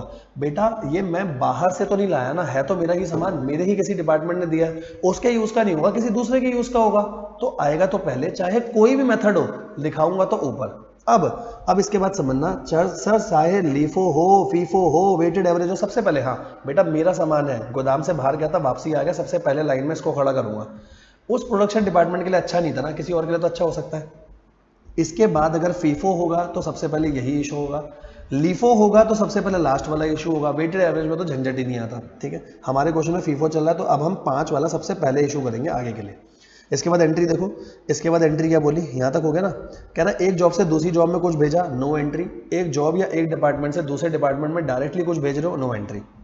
इशू करें 10 यूनिट, अब इशू कैसे करेंगे 10, इसके बाद 5 तो जाएगा यहाँ से, बाकी का 5 जाएगा यहाँ से, फिर बचा रहेगा इतना। अब उसके बाद कुछ नहीं है, शॉर्टेज इन स्टॉक टेकिंग दे रखी है, अब शॉर्टेज जो है, शॉर्टेज यहाँ से गई, अगर आप एबनॉर्मल मान रहे हो तो बाहर वैल्यू दिखा देना, नॉर्मल मानोगे तो बाहर वैल्यू मत दिखाना। क्वेश्चन में कुछ नहीं लिखा, चाहे आप एबनॉर्मल मानो चाहे आप नॉर्मल मानो, कोई फर्क नहीं पड़ेगा। इसी के साथ हो गया क्वेश्चन खत्म। ठीक है, क्वेश्चन अच्छा था बेटा, अच्छे से करके जाना है, क्वेश्चन बहुत बढ़िया था। ठीक है, खत्म हो चुका है। 9th क्वेश्चन भी बता देता हूँ, लास्ट क्वेश्चन 9th है, इसके बाद एक केस बेस्ड सिनेरियो है हमारा, वो भी समझेंगे, पहले 9th क्वेश्चन देखो। ठीक है, 9th बहुत फालतू क्वेश्चन है, इतना अच्छा क्वेश्चन है नहीं है। ठीक है, आओ 9th दिखाता हूँ आपको। क्वेश्चन नंबर 9 देखो क्या क्वेश्चन है, कह रहा ओपनिंग स्टॉक कितना है, 1 को परचेस करा, 20 को परचेस करा, 22 जनवरी को एक जॉब में इशू करा है, 23 को दूसरी जॉब में आपने दिया है कुछ। नीचे देखो क्या लिखा है, complete the receipt and issue valuation, FIFO के हिसाब से भी करनी है, लीफो और वेटेड एवरेज के हिसाब से। फिर कह रहा है टेबल बना के दिखा दो, जॉब नंबर 16 मतलब इस वाली जॉब में कितना सामान गया है, जॉब नंबर 17 में कितना गया है, क्लोजिंग स्टॉक कितना बचा है। सिंपल सा क्वेश्चन है। देखो अगर मैं फीफो के हिसाब से चल रहा हूँ, ओपनिंग कुछ था नहीं मेरे पास, ओपनिंग था क्या कुछ, ओपनिंग तो कुछ भी नहीं है ना, ओपनिंग स्टॉक नहीं है। ठीक है, तो पहला परचेज करा, दूसरा परचेज करा, फिर उसके बाद मैंने 60 दिया है जॉब को, तो फीफो में 60 कैसे जाएगा, इसमें से जाएगा, बाकी बचा रह जाएगा। फिर अगली जॉब में भी 60 गया है, तो पहले 40 यहाँ से, फिर 20 यहाँ से। ठीक है, तो अगर मैं आपको बोलूँ जॉब नंबर W16 में कितना गया, अगर मैं आपको बोलूँ जॉब नंबर W16 की वैल्यू बताऊँ तो वैल्यू होगी ये, जॉब नंबर W17 की वैल्यू बताऊँ वैल्यू होगी ये, क्लोजिंग स्टॉक होगा इतना। सेम ऐसा आपने अगला करा, अगले में लीफो है तो W16 की वैल्यू ये और इसकी वैल्यू ये, वैल्यू अलग अलग आ सकती है, क्लोजिंग स्टॉक आ जाएगा। ठीक है, क्लोजिंग स्टॉक भी अलग अलग आ सकता है। वेटेड एवरेज करा, वेटेड एवरेज में वैल्यू आ गई इसकी इतनी, इसकी इतनी, बिल्कुल फालतू क्वेश्चन था। लास्ट में टेबल बना देना कि जॉब 16 में फीफो लीफो वेटेड एवरेज के हिसाब से वैल्यू क्या है, वैल्यू अलग अलग आएगी इसमें, और क्लोजिंग स्टॉक की वैल्यू आ जाएगी। ठीक है, तीनों मेथड अलग है तो कंजम्पशन और क्लोजिंग स्टॉक हमारा अलग अलग आता है। ठीक है, यहां तक तो सही है। बस लास्ट एक केस सिनेरियो बचा है, इसको और देख लो, बहुत बढ़िया केस सिनेरियो है। ये केस सिनेरियो और करते हैं, फिर क्वेश्चन खत्म हो जाएगा। ठीक है, तो पहले मेरे को क्या करना पड़ेगा, इस केस सिनेरियो के लिए थोड़ी डिटेल लिखनी पड़ेगी, तो मैं यहाँ डिटेल लिखता हूँ, क्योंकि मैं आंसर आपको बाद में दिखाऊंगा ना, पहले अपन यहाँ पूरा सॉल्व करके देखेंगे खुद से। आओ पहले क्वेश्चन पढ़ेंगे और उधर डिटेल लिखता चलूंगा। खत्म हो गया। मेरे साथ साथ करना, कॉपी में लिख लेना। चैप्टर खत्म है बेटा, लास्ट है, संभालो खुद को, ये पक्का है आगे वाले एग्जाम में आने वाला है, मेरे से लिखवा लो, कंफर्म आएगा 10 नंबर का केस सिनेरियो। देखो purchase committee of A limited has been interested to review the material procurement policy of A company. ठीक है, chief marketing manager has apprised that committee that A company at present produces a single product X. आप एक product बना रहे हो, आप एक product बना रहे हो बेटा 2 रॉ मटेरियल से, जिनका रेशो ये है, इनपुट आउटपुट नहीं है, मिक्स रेशो है 3:2। मतलब अभी तक मुझे क्या पता चला, मैं एक फिनिश गुड्स बना रहा हूँ, मैं एक फिनिश गुड बना रहा हूँ जो है एक्स, एक फिनिश गुड्स है एक्स, और इसके अंदर 2 रॉ मटेरियल है। रॉ मटेरियल ऐसे लिख देता हूँ, एक रॉ मटेरियल ए है और एक रॉ मटेरियल मेरा बी है। सही है, साथ साथ पढ़ते चलेंगे और बनाएंगे पूरा। मटेरियल ए पेरिशेबल है नेचर में। ठीक है, मटेरियल ए पेरिशेबल है नेचर में, कॉन्सेप्ट ही नया है, थोड़ा ध्यान से समझना, अमेंडमेंट आई थी इसमें। पेरिशेबल है नेचर में और 10 दिन तक यूज करना पड़ेगा। ठीक है, अगर 10 दिन तक यूज नहीं करोगे तो वो ऑब्सोलीट हो जाएगा। ये इसका लीड टाइम नहीं है, ये इसकी शेल्फ लाइफ है। शेल्फ लाइफ मतलब यूज इतना होगा। देखो तो पहले मटेरियल ए के लिए बोलते हैं क्या है, ये पेरिशेबल है भाई, और पेरिशेबल के साथ साथ इसकी शेल्फ लाइफ या लाइफ स्पैन दे रखा है, शेल्फ लाइफ है 10 दिन। अगर 10 दिन तक यूज़ नहीं करोगे तो खराब हो जाएगा। सबसे इंपॉर्टेंट लाइन है, इसलिए रेड पेन से लिखी है, ठीक है। मटेरियल बी ड्यूरेबल है, मटेरियल बी में कोई दिक्कत नहीं है, ड्यूरेबल है, can be use even after 1 year, कोई दिक्कत नहीं। तो मटेरियल बी में लिख देते हैं, यूज मत लिखो, ये लिख दो खाली ये ड्यूरेबल है, ठीक है। ये आ गया ड्यूरेबल, ठीक है सर, यहाँ तक समझ में आया। Material A purchase from local market, lead time दे रखा है 1 से 2 दिन, यहाँ लिख देता हूँ लीड टाइम है मेरे पास 1 से लेकर के 2 दिन, लीड टाइम 1 से 2 दिन है। और मटेरियल भी आप बाहर से लेकर आ रहे हो 2 से 4 दिन लगते हैं, तो यहाँ पर लीड टाइम है 2 से 4 दिन। पहले पूरा क्वेश्चन बना लेना, फिर इजी है, 2 से 4 दिन, ठीक है। अच्छा आगे देखना और क्या लिखा है। Purchase price per KG of A and B है 30-44 एक्सक्लूसिव ऑफ टैक्स, इसमें अभी टैक्सेस नहीं जुड़े, तो 30 और 44 यहाँ लिख देता हूँ परचेज प्राइस, ठीक है। परचेज प्राइस है 30 और यहाँ पर परचेज प्राइस है 44, आमने सामने लिख देते हैं दोनों, ठीक है। परचेज प्राइस हो गया। To place an order, company को एडमिन कॉस्ट लगती है इतनी। To place an order, order मतलब ये ऑर्डरिंग कॉस्ट है, ऑर्डरिंग कॉस्ट है 1200, तो दोनों के लिए 1200 हो जाएगी। ऑर्डरिंग कॉस्ट यहाँ पर भी 1200 रुपये है, यहाँ पर भी 1200 है, किसी का भी ऑर्डर करो 1200 में जाएगा, ठीक है सर। कैरिंग कॉस्ट है ए और बी की 15% और 5%, यहाँ लिख देता हूँ कैरिंग कॉस्ट कितनी दे रखी है, इसकी 15% परचेज प्राइस पर लगेगी और इसकी है 5%, इसकी भी परचेज प्राइस पर लगेगी, ठीक है। अच्छे से लिख देते हैं, ये है परचेज प्राइस पर 5%, कोई दिक्कत तो नहीं ना? नहीं सर अभी तक कोई दिक्कत नहीं, सही है। अच्छा एट प्रेजेंट अभी हम जो मटेरियल ए लेकर आ रहे हैं वो 15,000 किलो में लेकर आ रहे हैं और अभी हमारे को 10% का डिस्काउंट मिल रहा है। बेटा बात समझना, ये अभी की क्वांटिटी पे है, ईओक्यू पे नहीं मिलेगा। ईओक्यू की क्वांटिटी मैं घर से सोच के जाता हूँ कि सप्लायर से लेके आऊंगा, सप्लायर थोड़ी ना है। सप्लायर कहेगा अगर तुम मेरी क्वांटिटी ले रहे हो तो डिस्काउंट मिलेगा, ईओक्यू पे डिस्काउंट नहीं होता, ये बात ध्यान रखना। तो अभी मैं 15,000 खरीद रहा हूँ, मुझे 10% का डिस्काउंट मिल रहा है, ऐसे लिख देता हूँ, इसको भी अलग पेन से लिखता हूँ एट प्रेजेंट। अभी पहले मैं क्वेश्चन की पिक्चर बना लूँ ना पूरी। प्रेजेंटली क्या हो रहा है, प्रेजेंटली 15,000 किलो में लेकर के आ रहा हूँ और मुझे 10% का डिस्काउंट मिल रहा है। मुझे नहीं पता ये ईओक्यू है या नहीं, लेकिन 10% का डिस्काउंट है, ठीक है। जीएसटी एप्लीकेबल दोनों पे 18% है, लेकिन आईटीसी मिल गया। अगर आईटीसी मिल गया तो इसका कोई रेलेवेंस नहीं है, परचेज प्राइस में कहीं नहीं आएगा। आईटीसी नहीं मिलता जब बात अलग होती, फिर ऐड करते, ठीक है। अब इसके बाद देखो, सेल डिपार्टमेंट ने एस्टीमेट करा टोटल 30,000 किलो बेचेंगे। अगर 30,000 किलो बेचोगे तो 30,000 किलो तो फिनिश गुड्स जाएगा, यहाँ लिख दूँ, ठीक है। फिनिश गुड्स था ना हमारा, तो फिनिश गुड की सेल है 30,000 रुपये पर मंथ, ये 30,000 रुपये है पर मंथ, कोई दिक्कत तो नहीं ना? नहीं सर कोई दिक्कत नहीं, 30,000 रुपये पर मंथ डाटा दे रखा है, ठीक है सर। आगे देखना और क्या बोला है, और कह रहा है पूरे साल का सेम ट्रेंड रहेगा, तो पूरे साल में 3,60,000 हो गया। इनपुट आउटपुट रेशो दे रखा है 5:3, यहाँ लिख दूँ इनपुट आउटपुट रेशो है 5:3, मतलब 5 का इनपुट डालोगे तो 3 का आउटपुट आएगा, ठीक है सर। और आपसे क्वेश्चन पूछे, अब क्वेश्चन में सबसे पहला पार्ट पढ़ो, क्वेश्चन में पहला पार्ट क्या है, ठीक है। कह रहा है for the month of January, पहले जनवरी के लिए ही काम करना है, जनवरी के लिए काम करना है। कह रहा है क्वांटिटी बतानी है मटेरियल की, कितना मटेरियल रिक्वेजिशन है, रिक्वेजिशन का मतलब कितना मटेरियल रिक्वेस्ट करूं, बस ये बताना है, ठीक है। ए और बी का, सिर्फ जनवरी का ध्यान रखना। तो पहला पार्ट यहाँ कर रहा हूँ, ध्यान से देखो, अब आपको देखो क्लियर होते चलेंगे। सबसे पहला पार्ट अलग पेन से कर दूं, ये लो, सबसे पहला पार्ट होगा सर, पहले पार्ट में हम सेल कर रहे हैं 30,000 रुपये महीना, तो 30,000 यूनिट्स की सेल कर रहा हूँ, ये फिनिश गुड्स है ना, ये फिनिश गुड्स है। इनपुट आउटपुट रेशो है 5:3, 5:3 का मतलब 5 का इनपुट डालूंगा जब 3 का आउटपुट आएगा। मुझे आउटपुट चाहिए 30,000 का, मुझे 30,000 फिनिश गुड्स बेचने हैं, तो इनपुट कितना हो गया, इनपुट हो गया 50,000, 50,000 का इनपुट हो गया। और इसका मिक्स रेशो क्या था, मतलब ए और बी कितना होना चाहिए, लिखा था ना ए और बी, रॉ मटेरियल ए और बी के लिए सबसे पहले स्टार्टिंग में लिखा था ना कितना कितना रेशो है, हमने रेशो नहीं लिखा था, 3:2। देखो ये दे रखा है यहाँ पर 3:2 का रेशो दिया हुआ है ना, तो यहाँ लिख देता हूँ ये यूज होगा 3:2 में। 3:2 में मतलब 30,000 किलो इसके, 20,000 किलो इसके, ये यूज हो जाएगा हमारा 3:2, क्योंकि 50,000 किलो इनपुट आया, फिर वहां से कर दिया 3:2। ये देखो, तो इसका आंसर क्या हो जाएगा हमारा पहले पार्ट का, ये वाला, ठीक है। 30,000 और 20,000, सिंपल था पहला पार्ट, हाँ सर सिंपल था। अगला बोला ईओक्यू निकालो, आओ अगले पार्ट में ईओक्यू निकालेंगे।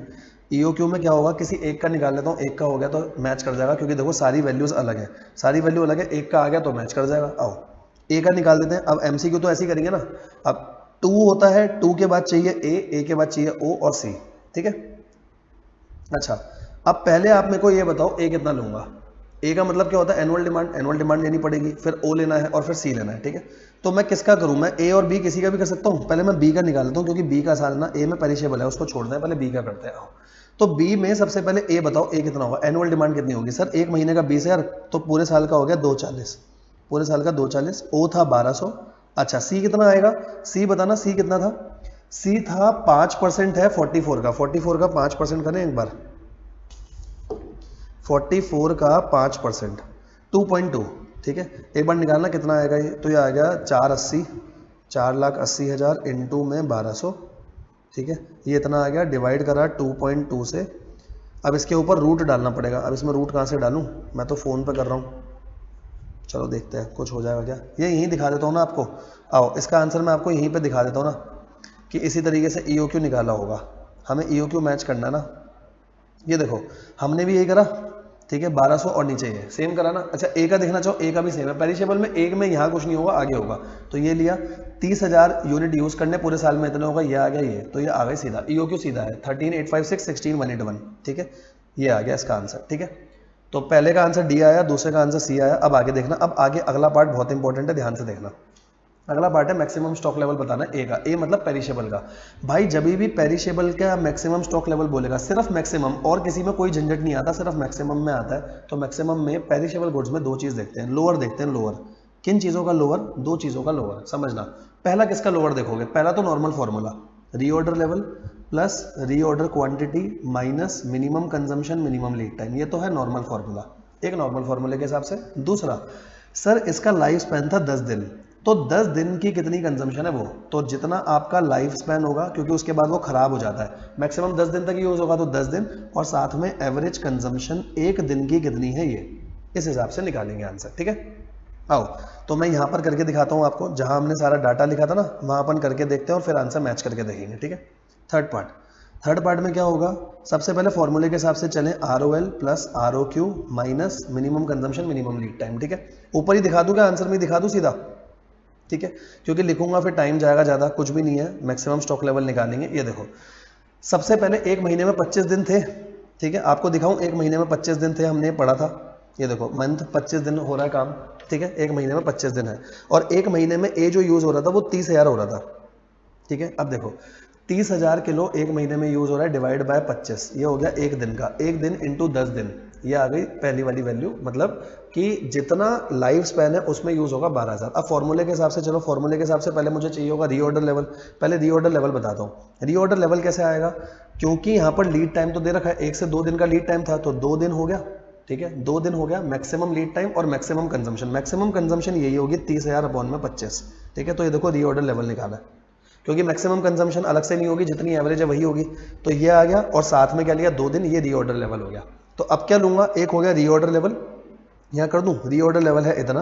रीऑर्डर क्वांटिटी 15,000 लेना, क्योंकि आपको पता है मैक्सिमम स्टॉक लेवल में अगर ROQ और EOQ अलग अलग होता है तो हम ROQ को पहली प्रेफरेंस देते हैं। यहाँ लिखा था कि एट प्रेजेंट में 15,000 मंगा रहा हूँ, तो ROQ को पहली प्रेफरेंस दूंगा। माइनस क्या होगा, माइनस होगा minimum lead time, minimum lead time 1 है, और मिनिमम कंजम्पशन कितनी है, 30,000 बाय 25, ठीक है। तो इस क्वेश्चन में 2-3 बातें अच्छी आई। पहला तो लोअर देखना है, तो एक वैल्यू ये आई मेरी और एक वैल्यू ये आई, दोनों में से लोअर देखूंगा, 12,000 और 16,200, तो लोअर आएगा 12,000, ठीक है। ये देखो ये वैल्यू आ रही है 16,200, टोटल मिला करके ये आ रही है 12,000, तो दोनों में से लोअर कौन सा होगा, 12, जबकि वो 16,200 भी आपको ऑप्शन में देगा। पेरिशेबल में ध्यान रखना लोअर लेते हैं, ठीक है। और ROQ EOQ में जब भी आपको क्या कहते हैं कंफ्यूजन होगी, तो हम कौन सा लेंगे, हम हमेशा ROQ लेंगे, ठीक है। ROQ 15,000, ठीक है, जब भी अलग अलग होंगे तो, ठीक है। अब ये पार्ट बहुत इंपॉर्टेंट है, इस पार्ट को ध्यान से समझना, very very important. Calculate saving या loss in purchase of material A, ठीक है। और अगर आपकी परचेज क्वांटिटी EOQ जितनी होती तो क्या होता, तो एक बार मैं EOQ पे सारी कॉस्ट निकालूंगा, एक बार नॉन EOQ, और नॉन EOQ का मतलब है 15,000, ठीक है। हाँ सर यहाँ तक तो सही है। अब यहाँ ए ध्यान से देखना, ओ में तो कोई प्रॉब्लम नहीं है, सी में भी इतनी कोई प्रॉब्लम नहीं आएगी। पहले सबसे पहले ओ बता रहा हूँ, ओ ध्यान से देखना। सर मुझे एक महीने में यूज़ करना है 30,000, ठीक है। मुझे एक महीने में यूज़ करना है 30,000, तो मेरे को पूरे साल में यूज़ करना है 3,60,000। सबसे इंपॉर्टेंट पॉइंट है, यूज़ करना है 3,60,000, ठीक है। यहाँ लिखता हूँ यूज़ करना है 3,60,000, ठीक है, 3,60,000 यूज़ कर रहा हूँ। और EOQ कितना है, EOQ बताओ। अगर आप EOQ देखोगे तो EOQ आ रहा है इसका ये, ठीक है। सर अगर मैं एक बार में 13,856 मंगा भी लूँ, मैं पूरा यूज़ ही नहीं कर पाऊंगा, क्यों, क्योंकि इसकी तो शेल्फ लाइफ 10 दिन है। इसकी शेल्फ लाइफ कितनी है, 10 दिन। पहले दिन में यूज़ कितना होगा, पहले दिन में यूज़ होगा, सर पूरे महीने में 30,000 यूज़ होता है, और एक दिन में 25, ठीक है। पूरे महीने में यूज़ हो रहा है 30,000, देखना समझना, पूरे में यूज़ हो रहा है 30,000, डिवाइड करेंगे 25 से, तो हर दिन यूज़ होगा 1200, पर डे जो यूज़ होगा वो कितना होगा, 1200 पर डे 1200 है। सर आप जितना मर्जी सामान मंगा लो, अगर मैं EOQ ये भी मंगाता हूं तो 10 दिन के बाद तो खराब हो जाएगा। पहले दिन 1200 यूज हुआ, दूसरे दिन 1200 यूज हुआ, तीसरे दिन फिर 1200 यूज हुआ, फिर 1200, ऐसे ऐसे चलेगा ना। तो 10 दिन तक तो 12,000 यूज होगा, 12,000 के ऊपर मतलब खराब हो जाएगा। तो मैं ऐसा बोलूं, चाहे आप ये क्वांटिटी मंगा लो, देखो मैंने यहाँ लिखी भी है, चाहे मैं 13856, चाहे मैं ये क्वांटिटी मंगा लूं, चाहे 15,000, भाई मुझे पता है 10 दिन से ज्यादा सामान नहीं चलेगा, मतलब यूज तो 12,000 ही होगा, 12,000 से ज्यादा यूज नहीं होगा। ठीक है, अगर बेटा 12,000 से यूज होगा, मुझे पूरे साल में इतना यूज करना है, और अगर एक बार में यूज ही 12,000 हो रहा है, तो ऑर्डर कितना है, 30 ऑर्डर, दोनों में 30 ऑर्डर होंगे। पहला ऐसा क्वेश्चन है जहां ऑर्डर हमारे अलग तरीके से निकल रहे हैं, समझना। सर ऑर्डर क्वांटिटी जितनी मर्जी मंगाओ, लेकिन क्योंकि नेचर पेरिशेबल है, इसलिए मैं इस पर टाइम लगा रहा हूँ, 4-5 मिनट में खत्म करेंगे, हो जाएगा बस। एक इसके बाद एक MCQ है, वो बहुत आसान है, कुछ भी नहीं है उसमें। ठीक है, देखो सिंपल सी बात है, मैं मंगा ज्यादा रहा हूं, लेकिन भाई सीधी सी बात है ना, मैं यूज तो 12,000 कर पाऊंगा, 12,000 से ऊपर कर ही नहीं पाऊंगा, तो ऊपर जितना मर्जी वेस्ट हो कोई मतलब नहीं है। अभी हम ये देख रहे हैं यूज 12,000 होगा और पूरे साल में 360 करना है। सर 12,000 कैसे आया था, क्योंकि भाई शेल्फ लाइफ 10 दिन की है और हर दिन मैं 1200 यूज कर पा रहा हूँ। ठीक है, तो नंबर ऑफ ऑर्डर 30 आ गए। अगर नंबर ऑफ ऑर्डर 30 है तो ऑर्डरिंग कॉस्ट थी दोनों जगह 1200, EOQ हो या नॉन EOQ हो। ये चीज समझ में आई?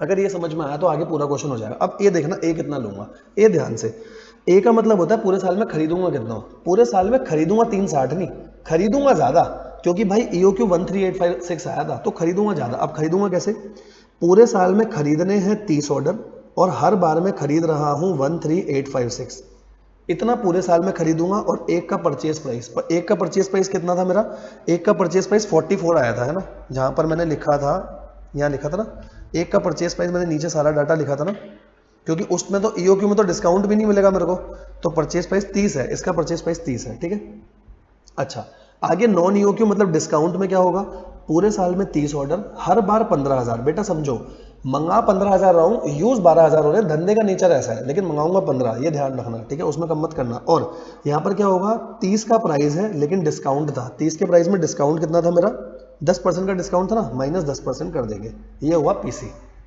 समझ आया क्या? हाँ सर। CC समझो, CC भी आसान है। CC कैसे लोगे, अब CC में लेनी होती है एवरेज इन्वेंट्री। भाई गोदाम में सामान तो 13856 ही आया ना, भले मैं यूज मैंने 12,000 करा, सामान 13856 आया, divided by 2, on an average इतना सामान आया, इनटू में क्या करेंगे, CC पर यूनिट पर एनम। तो CC पर यूनिट पर एनम कैसे, 30 का प्राइस है और CC कितना था, CC यहां पर था 15%, तो 30 का 15%। सही है, यहां क्या करूंगा, गोदाम में सामान तो 15,000 आया ना पूरा, ऑन एन एवरेज इतना, और कितना ले लूंगा, 15% किसका, डिस्काउंटेड प्राइस का। डिस्काउंटेड प्राइस है 30 - 10%। ये काम हम करेंगे, तो ध्यान से समझना। फिर से एक बार बोल रहा हूं आराम से। सर पूरे साल में यूज करना है 360, एक ऑर्डर में चाहे EOQ मंगाऊं चाहे नॉन EOQ मंगाऊं, दादा एक ऑर्डर में 12,000 से ज्यादा यूज नहीं कर सकता, क्योंकि एक दिन में 1200 यूज कर रहा हूं, 10 दिन बाद तो मटेरियल खराब हो जाएगा। आपकी दूसरी दलील आएगी, सर जब 12,000 यूज करना तो ज्यादा क्यों मंगा रहे हो। अरे भाई साहब मैंने EOQ निकाला है, मैं पहले दिन वहां पे सामान लेने गया हूं, मुझे नहीं पता कि 12,000 यूज होगा, मैं तो सामान लेने गया हूं ना, वो तो मेरे धंधे का नेचर ऐसा है कि 12,000 यूज होता है, जरूर थोड़ी हमेशा एवरेज होगा, डाटा कुछ था नहीं, तो लेकर मैं ज्यादा आया, EOQ में लेकर ज्यादा आया, नॉन EOQ में भी 15,000 लेकर के आया हूं, लेकिन यूज कितना हो रहा है, सिर्फ 12,000। तो यूज से डिवाइड करेंगे, नंबर ऑफ ऑर्डर है 30। इस क्वेश्चन को शुरुआत ऐसे करोगे, सबसे पहले ये करोगे, अलग पेन से बता दूं, सबसे पहला स्टेप ये है कि नंबर ऑफ ऑर्डर निकालो, उससे ऑर्डरिंग कॉस्ट में कोई दिक्कत नहीं है, फिर ये निकालो। अब ये कैसे आएगा, 30 ऑर्डर है, हर ऑर्डर में इतना सामान मंगा रहा हूं, परचेज प्राइस, यहाँ 30 ऑर्डर है, हर ऑर्डर में इतना सामान, पूरे साल का हो गया कितना सामान और प्राइस, क्योंकि PC में हम पूरे साल का लेते हैं। CC में कोई दिक्कत नहीं है, CC में एक ऑर्डर में इतना है, ऑन एन एवरेज इतना, ये CC है, और आगे भी एक ऑर्डर में इतना CC। अब इसके बाद क्वेश्चन हो जाएगा, इसके बाद देखो आपको यहाँ दिखा देता हूँ, इसका आंसर दिखा देता हूँ आपको, यही पार्ट इसका सबसे इंपॉर्टेंट था। ये देखो, सबसे पहले नंबर ऑफ ऑर्डर्स देखना, ये देखो नंबर ऑफ ऑर्डर, ये ऑर्डरिंग कॉस्ट हो गई, एकदम ठीक आई है। अच्छा CC देखो, CC यहाँ लिया 15,000 बाय 2, क्योंकि ये नॉन EOQ है, आगे 27 क्यों लिया, 27 था, 30 - 10% और उसका 15% लिया। ठीक है, यहाँ क्या होगा, 6928, ये वैसे ही आया जैसे हमने निकाला था 13,856 का, और 30 का 15%, ये CC हो गया, ये OC हो गया। परचेज कॉस्ट देखो, परचेज कॉस्ट कैसे लिया, 3,60,000, 3,60,000 कैसे आए, एक ऑर्डर में 30 और जितना मंगा रहा था, मंगा कितना रहा था, 15,000 मंगा रहा था ना। ठीक है, ये देखो इसने नीचे लिया है, तो आप परचेज कॉस्ट ऐसे निकालोगे, परचेज कॉस्ट इन दोनों की टोटल। देखो मैं आपको चेक करा दूं परचेज कॉस्ट, अगर आप परचेज कॉस्ट ये वाली निकालो, आओ मेरे साथ साथ निकाल लो, तो परचेज कॉस्ट कितनी आएगी, 30 × 30 होगा 900, और इंटू में 13856, ये आ रही है बेटा 12470 400, 12470 400। अगर आप इन दोनों का टोटल करोगे तो मैच करेगा, इन दोनों का टोटल मैच कर लो। उसने अलग अलग दिखाया, मैं साथ में दिखा रहा हूँ बस, ठीक है। इसकी कितनी आएगी, इसकी आएगी 30 × 27, 30 × 27 इंटू में 15,000, ठीक है। इधर आ रही है 1 to 1 50,000, यहाँ आ रही है 1 to 1 50,000। तो देखो ये भी मैच करेगी इसके साथ, आप मैच कर लो, 1 to 1 50,000 मैच करेगी, ठीक है। अब टोटल कॉस्ट ये आ गई, ये ईओक्यू की कॉस्ट है, ये नॉन ईओक्यू की कॉस्ट है, ठीक है। तो हम आंसर क्या बोलेंगे, ईओक्यू पे खर्चा ज्यादा है, तो ईओक्यू पे अगर मैं जा रहा हूं तो नुकसान होगा, क्योंकि ईओक्यू पे खर्चा ज्यादा है, तो ईओक्यू पे जाने से नुकसान होगा। नुकसान कितने का होगा, 3 × 21 201 का। तो जो मैं अभी खरीद रहा हूं उस पर फायदा है, तो ईओक्यू पे जाने पे नुकसान होगा, इसीलिए इसका आंसर क्या बनेगा, आंसर देखो, आंसर क्या बनेगा, लॉस ऑफ ए, क्योंकि बोला अगर ईओक्यू पे जाओगे तो क्या होगा, लॉस होगा 321,201 का, जो डिफरेंस है, ठीक है। इसका आंसर भी चेक कर लेंगे, आंसर अभी चेक कराता हूं आपको सारे, ठीक है। लास्ट पार्ट बहुत आसान है, लास्ट पार्ट में बोला minimum stock level, minimum stock level में कुछ नहीं है, ए का ही पूछा है, पेरिशेबल का ही सब कुछ पूछेगा, दूसरे का थोड़ी पूछेगा, दूसरा तो नॉर्मल मटेरियल है। तो मिनिमम आता है ROL minus average consumption average lead time. ROL आपने निकाला था, आरओएल आया था 12,000, 12,000 कैसे आया था सर, आरओएल 12,000 आया था या पता नहीं कितना आया था। आरओएल कैसे लेंगे, एवरेज कंजम्पशन, हर दिन की कंजम्पशन इतनी है, और मैक्सिमम लीड टाइम लेता ना, मैक्सिमम लीड टाइम 2 था, तो ये आएगा 2400 minus average consumption, average consumption कितनी है हर दिन की 1200, एवरेज लीड टाइम है 1.5, तो 1200 इंटू 1.5, 1200 इंटू 1.5 कितना हो गया 1800, 2400 माइनस 1800 कितना आएगा 600, इसका आंसर सी होगा। आओ सारे आंसर देख लेते हैं, एमसीक्यू मतलब केस बेस्ड सिनेरियो के सारे आंसर आपको मैच करा देता हूँ, ठीक है। हमने यहाँ पे सारे आंसर निकाल लिए ना, आओ मैच करते हैं। पहले का आंसर है डी, यहाँ चेक कर लेते हैं, आओ सबसे पहले फर्स्ट का आंसर देखते हैं, ये देखो आंसर, सीधा आंसर देखना अब तुम, DABBC, आओ मैच करें, डी सही है, अगले का ए ठीक है, फिर अगले का बी ठीक है, फिर बी ठीक है, और फिर सी ठीक है, सारे ठीक है ना। चाहो तो इसका स्क्रीनशॉट लेना, ये सबसे इंपॉर्टेंट पार्ट है, इसका कर लोगे आप आराम से, अब कोई दिक्कत नहीं आएगी। तो पेरिशेबल का ये क्वेश्चन ऐसे हुआ, ठीक है। इसी के साथ मैंने आपके स्टडी मैट के सारे क्वेश्चन खत्म कर दिए बेटा। आई होप आपको अच्छे से समझ में आएगा, बहुत आराम से क्वेश्चन कराए हैं। प्लीज स्टडी मैट को अच्छे से करना, इसके बाद हम करेंगे अपना अगला लेक्चर, ठीक है। अगला लेक्चर देखेंगे, अगला चैप्टर करेंगे। आई होप आपको बहुत अच्छा लगा होगा। प्लीज कमेंट सेक्शन में बताना क्या मजा आया या नहीं, और क्या ऐसे आप आगे सारी सीरीज चाहते हो या नहीं, ठीक है। चलो guys, thank you so much, मिलेंगे और अपना अगला साथ में करेंगे। Bye bye, love you, take care, bye bye.